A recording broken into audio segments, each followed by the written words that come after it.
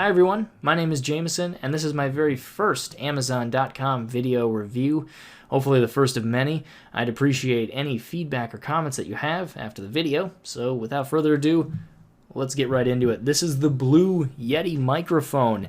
It is about under $100 most of the time. Prices seem to fluctuate. It does have a Pro version, but don't assume that, oh, I need the Pro and everything else is garbage. That's not quite the case. I've had mostly good experiences with this microphone, and none of the problems I've had with it have been due to quality. It's been very good. It records up to 48 kilohertz and 16 bits, so not bad at all. The Pro does do considerably higher at 192 kilohertz and 24 bit, but honestly, I think this is just a great mic if you're streaming, if you are mixing video, or on Skype. It's just such a good mic for that. So what I'm going to do is cover a little bit about the outside, and I'm also going to give you my pros and cons at the end of the video. So frequently throughout the video, I may be referencing the box. I'm not going to do an unboxing video because we've all seen styrofoam, and it's not that exciting, I understand. But the box does have some very interesting graphics on it that may be helpful, like this image of the tri-capsule array. That allows you to do some pretty interesting things, but I'll make sure to get images to throw up and show you that. Throw up. Anyway, I'm not mature. So on the front of the microphone, we have our mute button, and that's pretty self-explanatory. That stops the audio from going through. And they actually did the mute button pretty well. A lot of my mics, when you hit the mute button, it introduces a very loud pop into the signal. This didn't seem to do that, and I really like that. This volume knob is not the gain. The gain is actually on the back, but this volume knob is for the zero latency monitoring on the bottom there. You can actually plug in pair of headphones and monitor without any latency what you're saying. So a lot of people do seem to prefer doing this through their computer, but if you really want to shave the milliseconds and you want to hear it true, you do have that option. I've actually recorded using that 3.5 headphone jack before, so it's nice to have those options. Turning it around here, we have the back, and this whole review is being recorded from the microphone itself, just to give you an idea of the audio quality.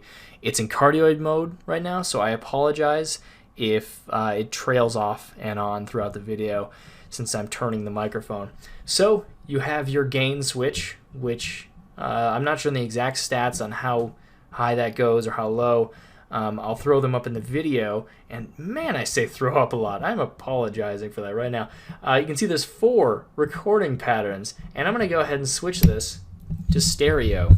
And stereo, pretty self-explanatory. You can do left, and I cannot snap with my left hand, and you can do right.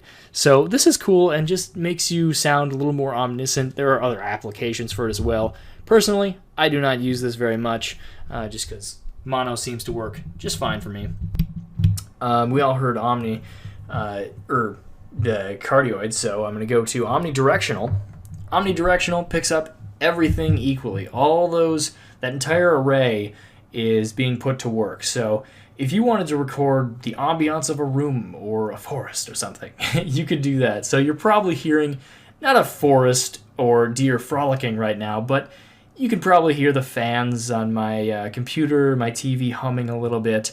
So omnidirectional does have its uses, but again, such a versatile microphone. You can use this for so many things.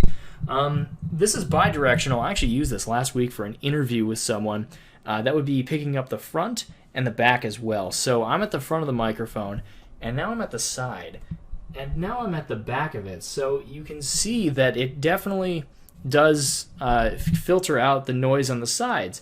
And I thought it was just I thought it was a name only pretty much. I thought it was just going to be omnidirectional basically.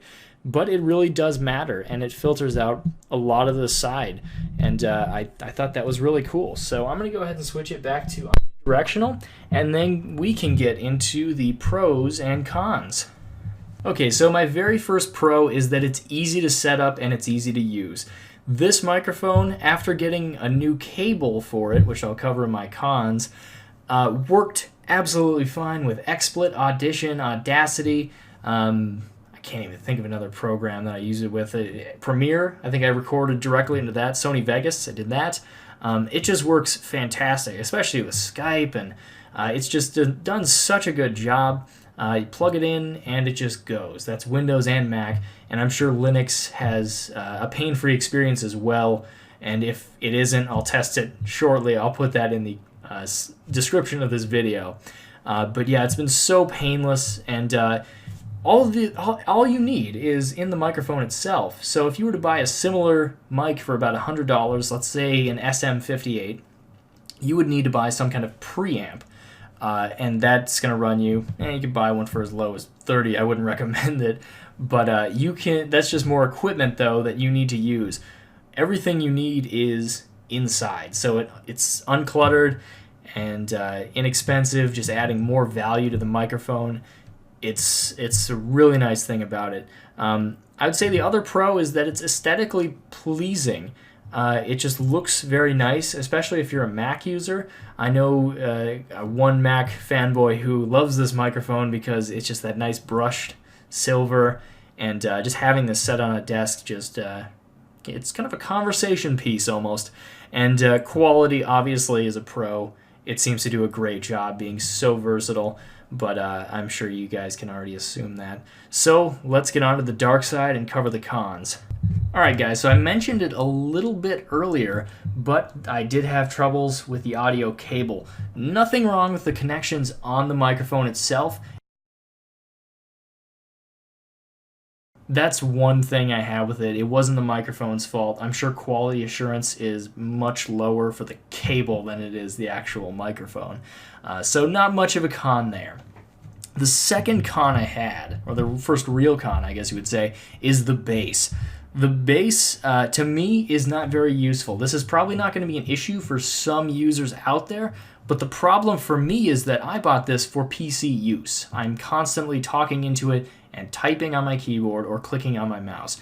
And despite the bass having these nice foam feet, the bass picks up a lot of that noise, and it makes it into the final product or the phone call, and that can annoy people. So I would say that if you're going to use this at your PC while typing, or using some kind of peripheral on your desk or something, buy a stand for it. Now it uses that 5/8 inch threaded stand, so it should be pretty easy. Those are quite cheap and you can use them for any microphone. But that leads me to another downside, is that once you screw these off, and you can take the base off completely, and then screw the base in there, if you don't have an elbow for your 5/8 stand, it looks kind of like a microphone spear, and it's a little awkward to maneuver. It's not very versatile in that way. So I'd recommend buying a simple 5/8 inch elbow for your mic stand if you're going to do that, or buy the shock mount, the spider mount for the or the Yeti series. That's going to cost you like $50 to $60, but if maneuverability is really huge for you, I recommend dropping the few extra dollars just so you can turn it a little easier. But that, again, is personal preference, and you don't necessarily need it on a mic stand. If you're doing vocals or anything, you can just completely skip that issue because you're not going to be using anything on the table or anything. Completely skip that. So the very last, I guess you would call it, con is kind of a blessing. Well, not a blessing. It's a curse and a blessing, as you would say. It picks up significantly more noise than other microphones that I have, other cardioid microphones that I have.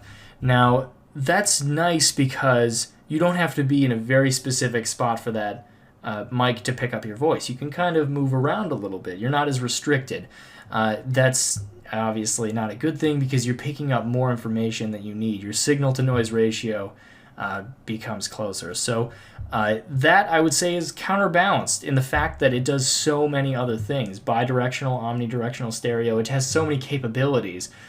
So being able to do all those and doing a cardioid mode, it sounds pretty decent, is actually a plus. It really depends what you're using this microphone for. So that would be the only last con I have. I guess we'll end the video, guys. Thanks for watching.